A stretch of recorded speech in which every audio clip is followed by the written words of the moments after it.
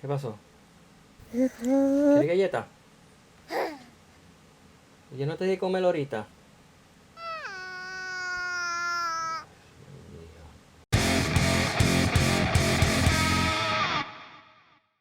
Hola y bienvenido a mi canal. Hoy vamos a estar haciendo un pequeño resumen y la reseña de la serie Mandalorian, episodio 4 de la segunda temporada o el capítulo número 12, llamado The Siege o en español, El Asedio.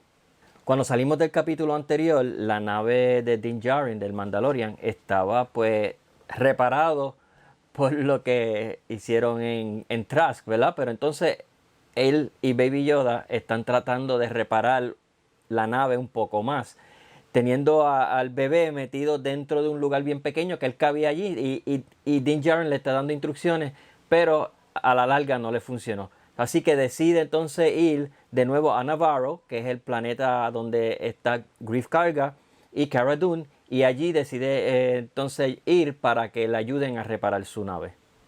Luego que llegan allí, pues entonces se encuentran con Cara Dune y Greef Karga, que lo llevan al pueblo, que ahora vemos que es un pueblo mucho más fructífero, que no es como era al principio en la primera temporada. Entonces llevan al bebé y lo llevan a una escuela que es la barra a donde se terminó la primera temporada, donde fue que ellos estaban guareciéndose mientras el imperio o el remanente del imperio estaba atacando. Pues eso ahora es una escuela y vemos un tipo de protocol droid de como C-3PO pues dándole clase a los niños de Navarro. Pero allí ya dejan al niño donde él ve a otro niño humano comiéndose unas galletitas azules, ¿verdad? Y como siempre, Baby Yoda siempre tiene hambre, pues le pide, le pide de manera educada, ¿verdad? Le dice, ¿me puedes dar una galletita? No, no se lo dice, pero le hace el gesto. Y él le dice que no. Que hace Baby Yoda, pues coge las galletas utilizando la fuerza. Bueno, ¿por qué dejan a Baby Yoda ahí? Porque entonces Greef Karga y Cara Dune querían pedirle un favor a Mando, ¿verdad? Esto es algo que está sucediendo en todos los capítulos. Todo el mundo le pueden dar una ayuda a él a cambio de que él los ayude con algo. Pues en esta ocasión es que en el planeta de Navarro, a donde ellos están, es un área que está fructífera, como dije anteriormente, pero casi al otro lado del planeta hay todavía una estación del imperio donde ellos quieren ir allí para destruirlo, para que así el imperio no tenga dónde venir. Porque de ahí fue que vinieron todos esos Stormtroopers y todas las naves, los TIE Fighters y todo a Navarro. Por eso fue que llegaron tan rápido, porque tenían una base secreta que la gente de Navarro acá no sabían. Pues entonces Mandalorian pues le dice que sí le va a ayudar, que era literalmente destruirlo, porque habían 2 o 3 Stormtroopers según Greef Karga. Pero cuando llegan allí se encuentran con que no, era más complicado de lo que pensaban. Había mucho más soldados Stormtroopers, había mucha más gente. Entonces ellos llegan ahora al lugar dentro de este campamento, ¿verdad? Donde hay como un campo de fuerza que protege de que la lava no suba, porque sabemos pues que este planeta pues es de lava, no tanto como Mustafar, ¿verdad? Pero tiene océanos y lagos de lava. Pues entonces, este aparato donde ellos desactivan el campo de fuerza, el force field, para que entonces suba la lava y destruya el lugar, es bien parecido a lo que vimos en A New Hope, cuando Obi-Wan está desactivando entonces el campo de protección, ¿verdad? El force field en el Death Star, ¿verdad? Una cosa graciosa también que mencionan ahí, porque ellos se llevaron la primera persona que el Mandalorian pues coge como bounty, es el de la cara azul, que es una raza Mithril, ¿verdad? Pues él fue con ellos porque él está entonces sentenciado a ayudar a Greef Karga por 300 y pico de años. Pues él fue con ellos como su ayudante y a él le dicen que entonces desactive ese campo de fuerza. Y una de las cosas que él menciona a modo de chiste es algo que pues en Family Guy se ha mencionado y se ha dicho muchas veces, que ninguno de esos lugares así que hay un risco, se podría caer una persona en Star Wars, no hay baranda. Y ellos los mencionan, mira, pero aquí no hay ni baranda ni nada. Pero la cosa es que él logra desactivarlo. Y esa desactivación suena igualito a como suena cuando Obi-Wan desactivaba entonces el Force Field, el campo de fuerza, en A New Hope.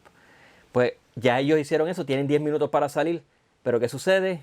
los detectan. Así que hay muchos Stormtroopers atacándolo por todos los corredores y todos los pasillos, hasta que ellos logran evadirlos por otro pasillo y se encuentran con dos personas que en su hombro tienen un parcho igual que el Dr. Pershing, que es el símbolo de camino. O sea que ellos son parte de los cloners, lo que hacen los clones.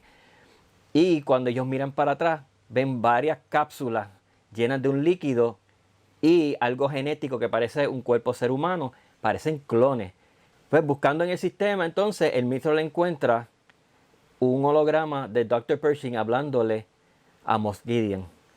Y ahí es que se enteran ellos que Moff Gideon está vivo, porque según Mando, o Din Djarin, él pensaba que había muerto cuando se estrelló su TIE Fighter. Pero no, está vivo. Nosotros sabemos porque lo hemos visto, pero Mando no ha podido saber esta información hasta ahora.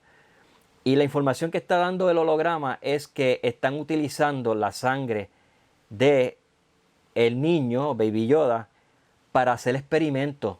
Y mencionan que ya se le terminó la sangre que habían sacado, porque el doctor no quería matar a Baby Yoda, le sacó un poco de sangre.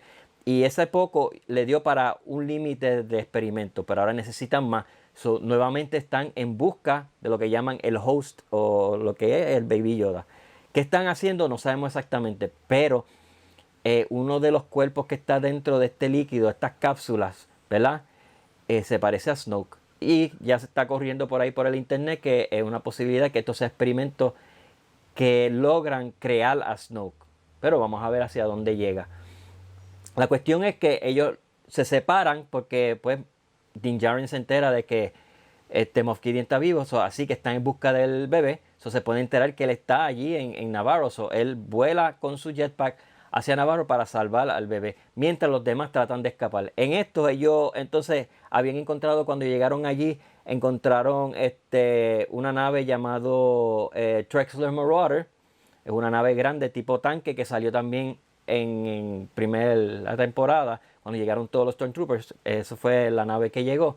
Pues Cara Dune adquiere esta nave y se montan todos y salen de ahí por un risco y llegan. Y entonces hay una persecución que a mí me encantó. Entonces una persecución, mucha acción.